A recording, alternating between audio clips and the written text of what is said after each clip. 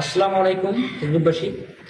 আমাদের মহিপুরে এক বড় ভাইয়ের দুটা কিডনি নষ্ট, তার চিকিৎসা করার সামর্থ্য নাই।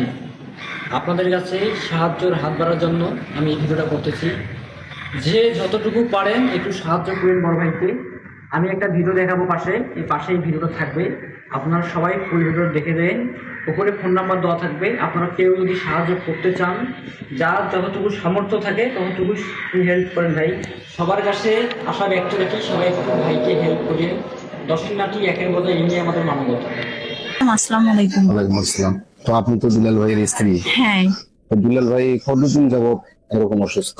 2.5-3 বছর থেকে।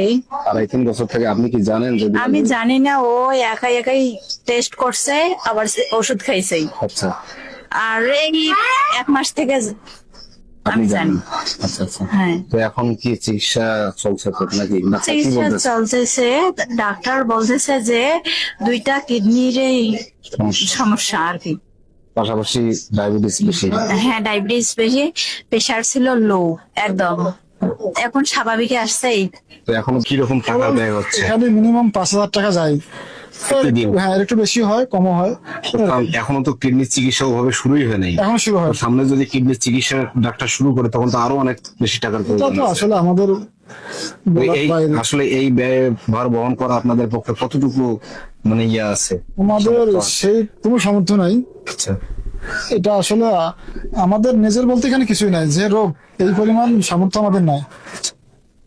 তো আমাদের এই ভিডিও দেখে যদি আপনাদের দুলাল ভাইকে আপনি জানেন যে অনেক লোক ভালোবাসে, জি, জি। আমাদের এলাকার খুব ভালো। তার ফ্রেন্ডরা আছে বা উনি যাদের সঙ্গে চলাফেরা করেছিলেন সবাই ওনার জন্য দুঃখ পোষণ করতেছেন।